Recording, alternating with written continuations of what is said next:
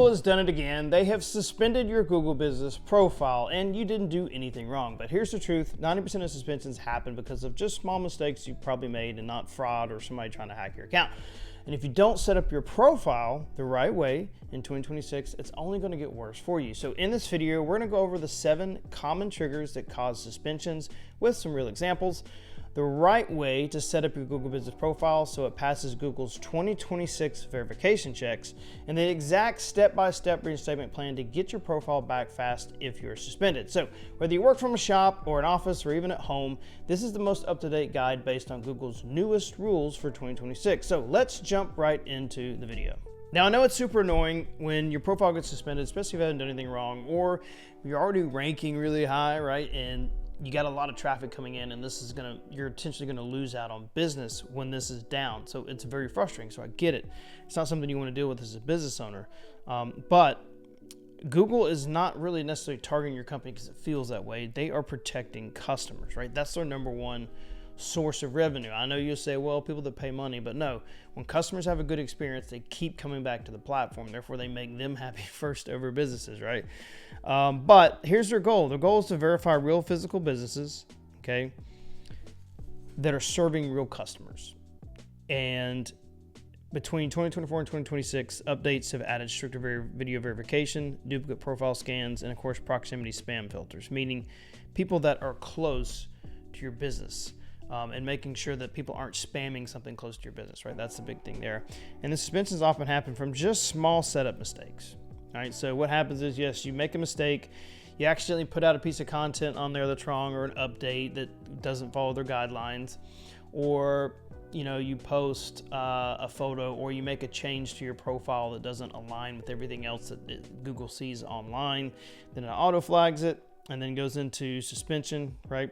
Because AI does this part, right? This is not a real human being, and AI can make mistakes. We all know that. And then you have to go into the manual review process with them, and it's just super annoying, right? But that's just what happens because customers is their number one source of revenue. Because people keep coming back, that means people are going to keep paying for ads because that's where customers are going, right? So let's get into the 7 common mistakes that trigger, okay, all of these suspensions. So first, number 1.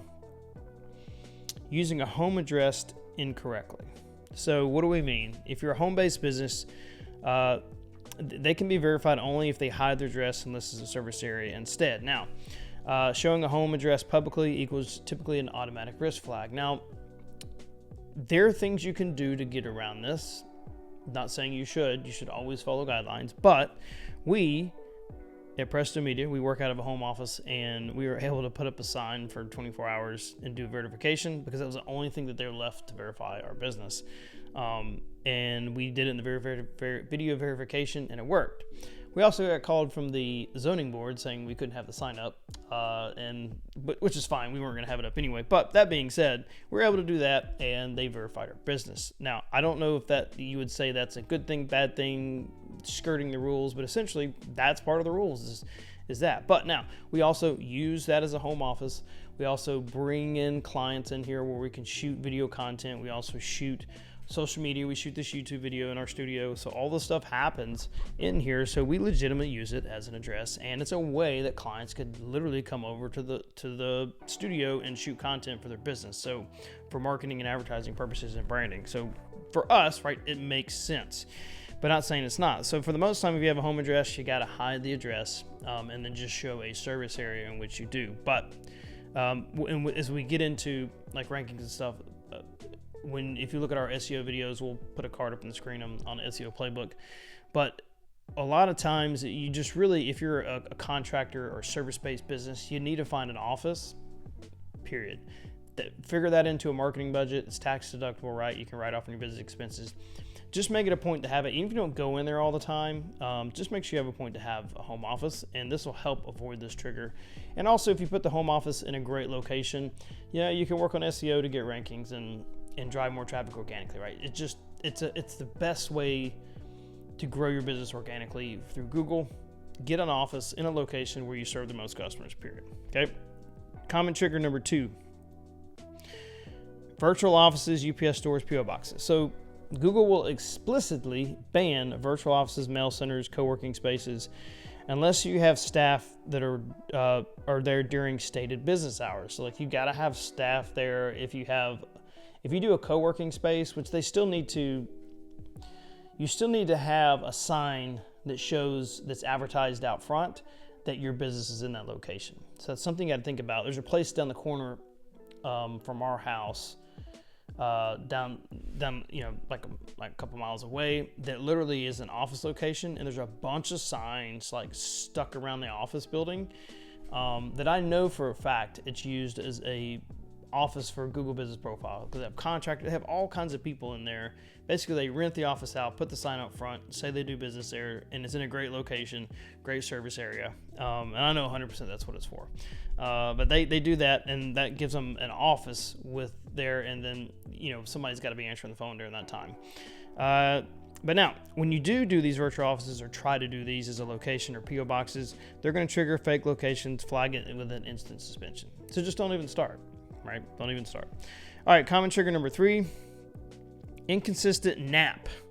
Your name, address, and phone, typically an email as well. So inconsistencies between your website, social media, or citations signal low trust with Google. That's why, like, one of the first things we do when we're optimizing Google Business Profiles and working on local SEO is we fix the name, address, phone number issue on all the directories you're located on your website, on your Google Business Profile, social media profiles. We go in and fix all of those things so they all match up and are aligned. And it's just funny, like, it's funny how just one little thing will mess that up. Like, for instance, we had the wrong address on our service area pages on our website. So we had to go back and fix that to make sure that that was in alignment for all the service area pages, because it had an old address on, and we just renewed our new one. So example, okay, of inconsistency. So if you use LLC on your site, but not on your GBP, Google Business Profile, and then having mismatched phone numbers, those will actually flag it. So once again, if you look, right, so if I'm looking at the Presto Fences social media page, we got the correct address here, and then of course correct information here. So you want to make sure that that aligns and matches everywhere, right? Because that's going to help you in terms of rankings, and just make sure your profile stays not suspended. Common trigger number 4 is going to be over editing your profile. Now, if you go in there and make a ton of changes to either the business name, category, location, these are all red flags for spam and ownership changes to Google. So they're immediately going to shut it down because they think that something's going on fishy, and they're going to need you to re-verify all the information.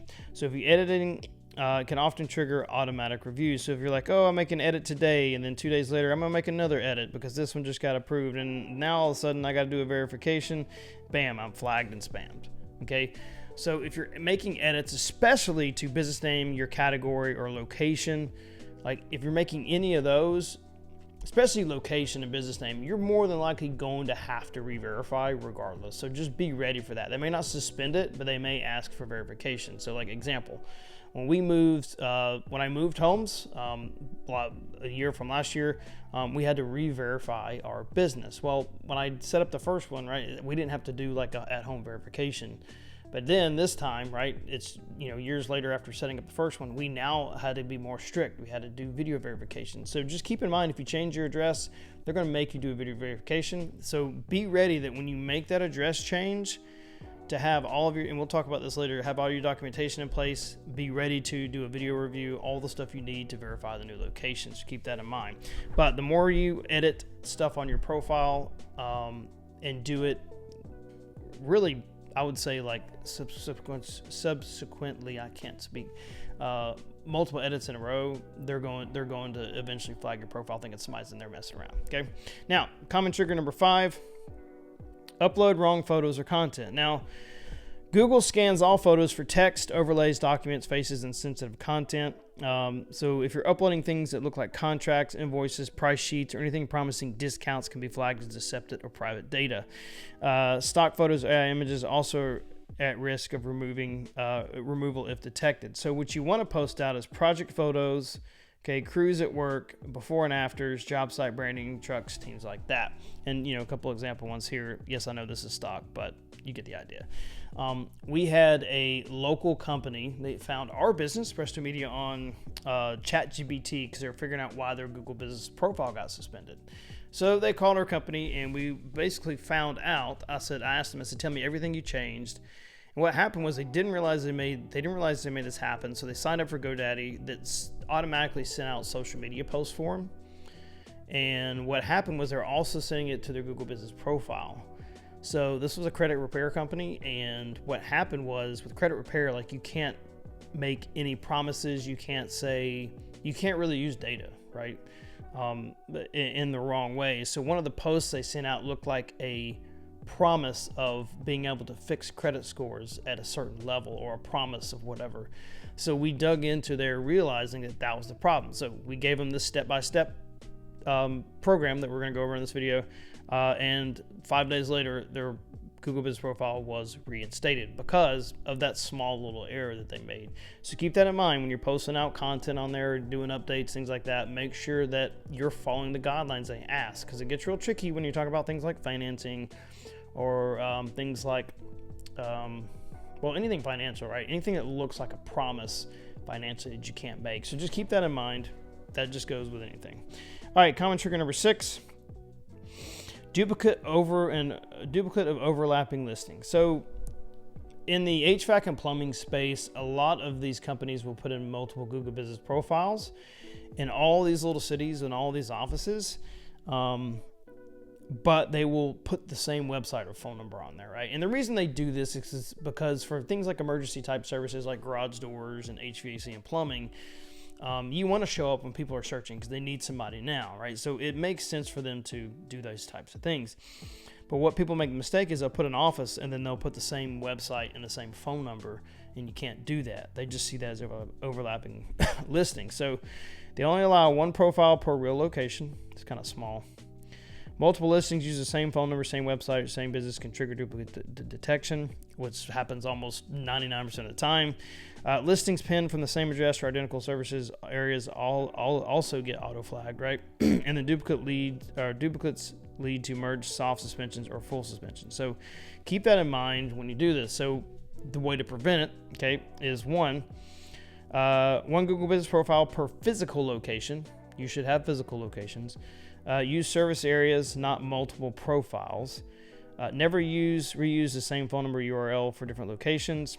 A lot of times you can get away with doing like a service area page for that location. Like franchises will do this. They'll have a service. They'll feed off their main domain and then have a fully dedicated URL for that specific location, and that's how they get away with Google Business profile connected to there. And of course, it does have a new phone number. Remove or mark duplicate inside Google Business Profile Manager. Make sure you don't have any duplicates in there, and then keep the NAP consistent across online listings. That's going to help you prevent getting flagged for multiple locations. And common trigger number 7 is suspicious review patterns. Now, I know everybody gets the emails, the DMs of somebody saying, I can get you a bunch of reviews. And you're probably thinking, for those who don't know, well, if I get a bunch of reviews quickly, then I'll be able to catch up to my competitors who have a bunch. That'll help me with rankings and showing up more on local service ads. But in all reality, too many reviews too fast, okay, is going to get auto flagged. So like if you get 10 plus reviews all of a sudden in 24 hours, Google's going to see that as spam. They're going to think they're not real people, okay? Reviews from brand new or inactive accounts on Google will also get flagged, especially if you get a bunch of them. Identical wording or patterns. So if they're starting to say the same thing over and over again, just so you can rank up on that, they're going to identify that. And reviews coming outside of your service area. Now, there's nothing wrong with having every once in a while maybe somebody from another area, maybe you helped them out or they called your business, whatever, to have it. But you want people in your service area that are going to leave you a review, because Google can check their IP addresses. They know where it's coming from, so they can suspend it if you get too many out of your service area. So to stay safe, okay, ask reviews consistently, not in burst. Use real customer photos if you're using customer photos on the updates and stuff, or the customers are uploading their own photos, the projects you've done, and never incentivize or bulk request reviews. Now, we've done this here, but we did it strategically in a way that we dripped an email campaign out to over small periods of time to kind of get a review velocity going. So a few reviews would be coming in every other day or a few times a week, because Now, you don't want to get bulk at one time. You don't want to be like, in 2 weeks, I got 50 reviews. You want it to be like, I was able to get customers last year and this past year to finally leave me a review, and we did a drip email campaign or a drip text campaign. So just keep that in mind, that you do little by little. They're looking for review velocity, consistency in getting reviews over just a bulk amount of reviews coming in at one time. Now, what do you do if you're suspended? So here's a step-by-step reinstatement plan to go with this. And this is the one thing that most people struggle with, because they just don't know where to start, because there's so many guidelines and rules to follow. But ultimately, it's not as difficult as you think, and usually it's something very simple. You just have to do your research and dig into it, and then have the correct documentation. So step one, figure out why you're suspended. Go back to those 7 common triggers. Typically 90% of the time, probably I would even say 99% of the time, it's one of those common triggers that it happened. So keep that in mind. So check your inbox. Google will often give a hint like address or ownership, something like that, as to why it was suspended. Okay, check your dashboard. So when you log into business.google.com, go in, check your dashboard, see what's there. Usually it'll say verification required, or it'll say restricted or suspended. Okay, then match your profile situation with the common categories, like we talked before, the triggers. Look at your virtual PO address, make sure you don't have duplicate listings all of a sudden.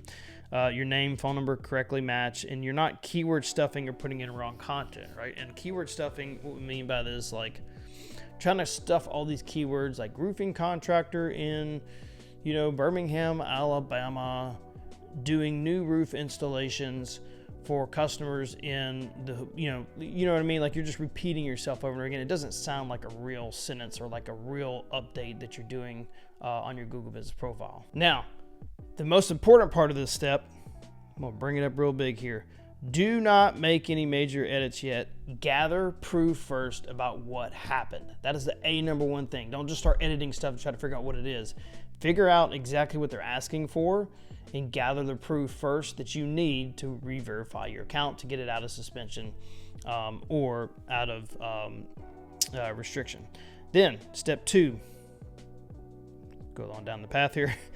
All right, checklist of acceptable proof. So you're gonna have to re-verify your business again, regardless of suspension or trigger. So things you're gonna need to think about is a business license, a utility bill, photos of signage and workplace, truck or equipment logo, screenshot of a website matching the Google Business Profile. So when we verified our business and when we have helped others get their business re-verified or out of suspension, we usually have a checklist form, and this is what's on the checklist. So you're like, all right, number 1, any licenses you have, anything that shows that you're in a local chamber of commerce, anything that's a local license or business license or your form of LLC, anything that proves that you're a business in that location, you've been there, you want to have that readily available, whether it's on your computer in a PDF, whether it's in a document.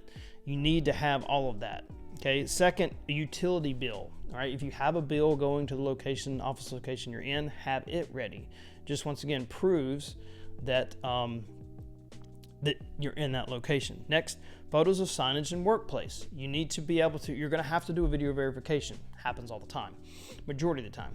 So you're going to have to be able to be prepared to verify the sign outside, verify your office location, and then when you're doing that, make sure that you're showing how it works, right? Or somebody at the office working, or yourself working at the office. Next, trucks or equipment logos. So what I would say here is, like, if you have a truck parked outside with a logo on it, that's great. What I did was, when I shot video verification for us, I made sure I had a Presto Media shirt on. I made sure I had a Presto Media hat on. I had my business name everywhere I could to verify that I work for that company, so the brand is represented. And then a screenshot of your website matching Google Business Profile. So, like, once again, if you're doing a video verification walkthrough, have your website pulled up, have your social media pulled up on your computer, and then your Google Business Profile pulled up. Have it all pulled up, and then just point out the addresses in the video verification, or if you're doing photos, to show that, like, hey, this is our business. This is all in alignment. We're all here. The more things you can show that you verify, the better. I've even used invoices of people who paid us with our logo on the invoice and our address on the invoice, showing that we've done business at this location. So any and everything you can do to verify you work in that location is what you're going to need to gather proof. And the more the better. Don't skimp out on this.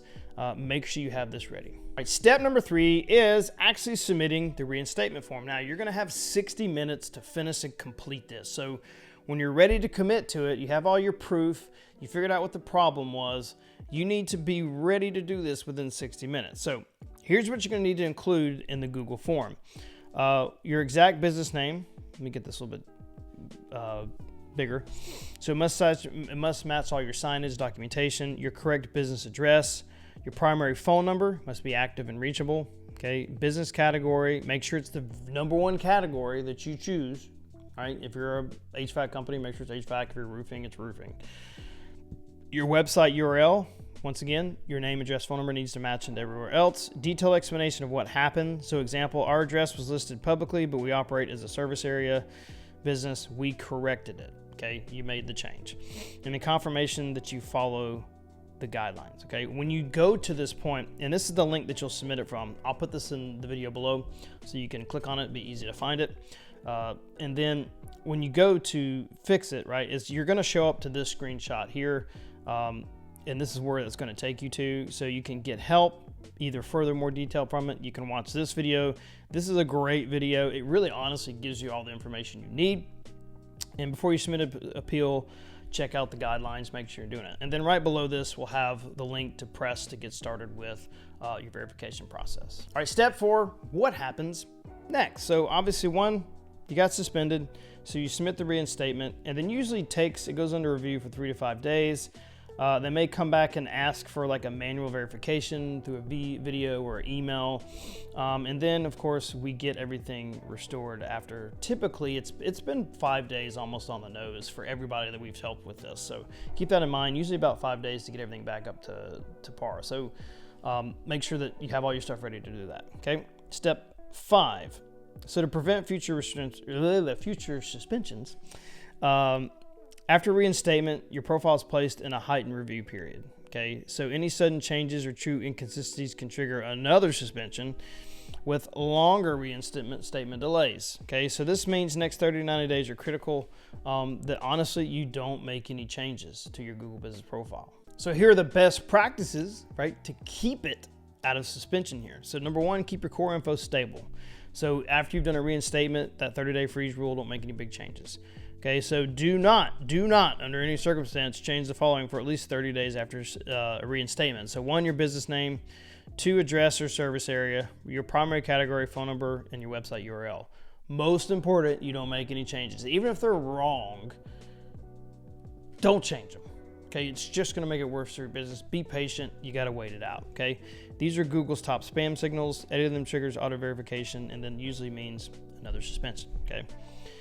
Next thing, maintain your name, phone number, address, phone number, consistently everywhere. So Google's going to cross-check everything you're at online. Your business, anything your business shows up at, they're going to check it. Okay, so they're going to check your website. They're going to check Yelp. They're going to check the BBB. They're going to check your Facebook, your social media, Angie's, Home Advisor, industry directories. Anywhere you're located, you're on there.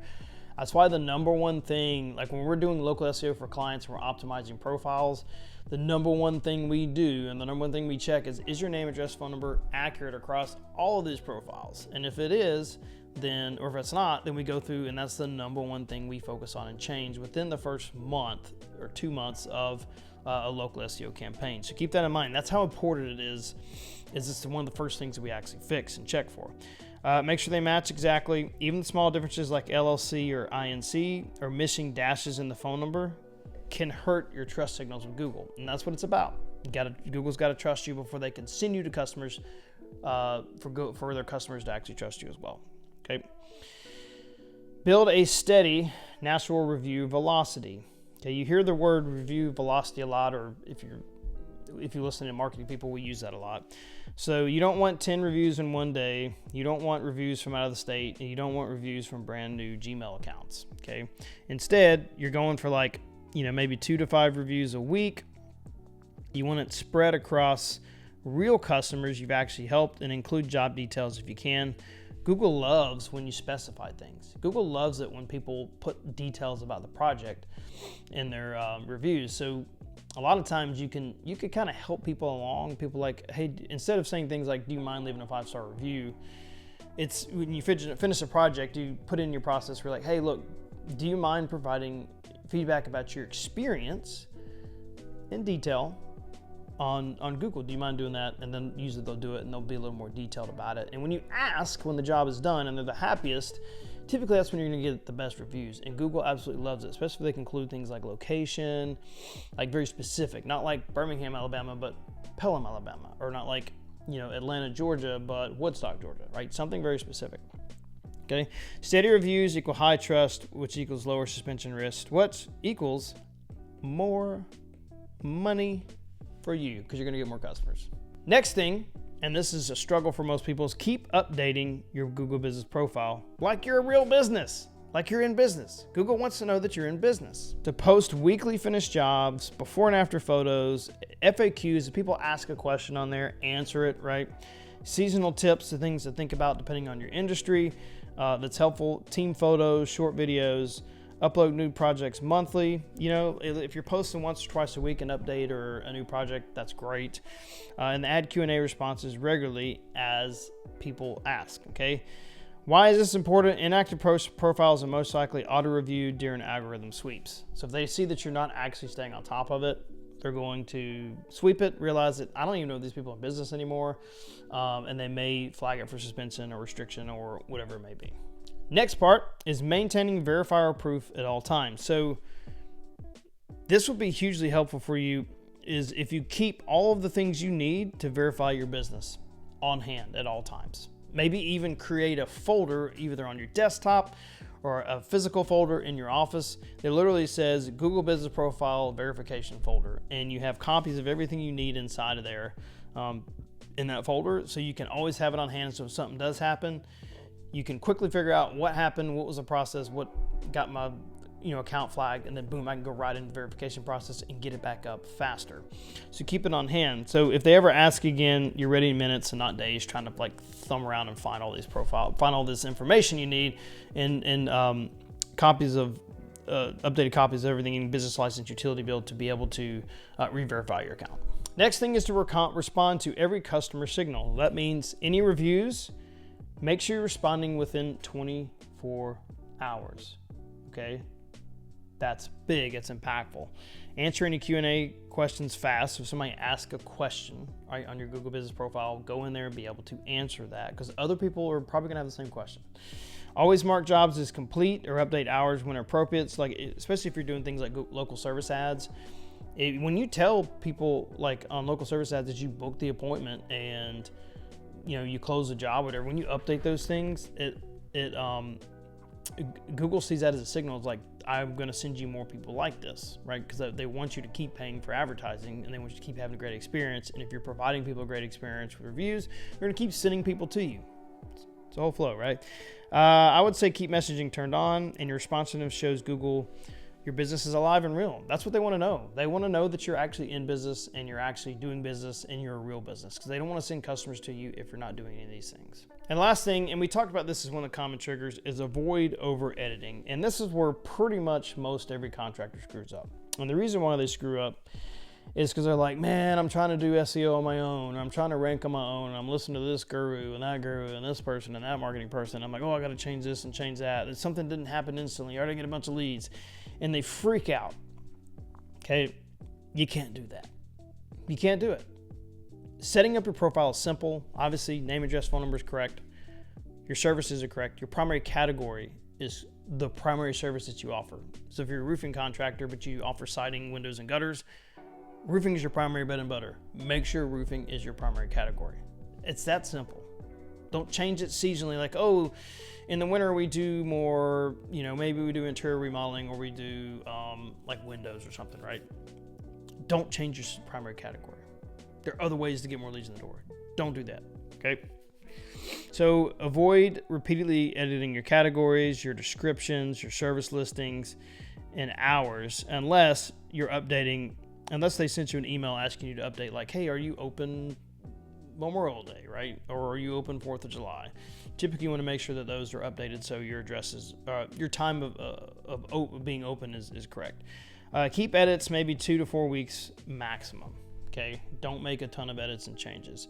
So once again, to keep it stable, to keep from getting suspended, restricted, or whatever, continuously have verified proof. Okay, make sure you're actively posting. Make sure your information is stable. You're not making a bunch of changes to your, your contact info, name, address, phone number. Keep getting reviews, okay, and that'll keep verifying proof that you're an actual business. That's how you keep it out of suspension. So next time you get the dreaded email, the Google Business Profile is suspended or restricted, you're now fully prepared to be able to go figure out what happened, okay, how to get the proof together, and how to resubmit everything so you can get verified as quickly as possible, so you're not losing out on potential customers because your Google Business Profile is no longer showing up because of the restriction or suspension. So save this video. We'll put a checklist below too you can hold on to, so that way you can have it ready and create that Google Business Profile folder to make sure your documentation is always squared away, and then just how to actually go through and find what's causing it, so you can put your explanation in and fix everything you need to get out of restriction or suspension. And as always, your Google Business Profile is a huge impact on bringing in local leads to your business. And if you're setting this up correctly and it's optimized correctly using local SEO strategies, you're going to drive more customers over a longer period of time. That's why on this, if you check on the screen, we'll have a local SEO playbook or SEO strategies you can use for your business that work for now and even upcoming into 2026. So check it out so you can grow your business organically, do this stuff on your own, or at least you know how to hire the right marketing company, which if you want to hire somebody like us, professional marketing company, down below, also link to book a call so we can help you out and see if we're a good fit and grow your business. Until next time, thanks.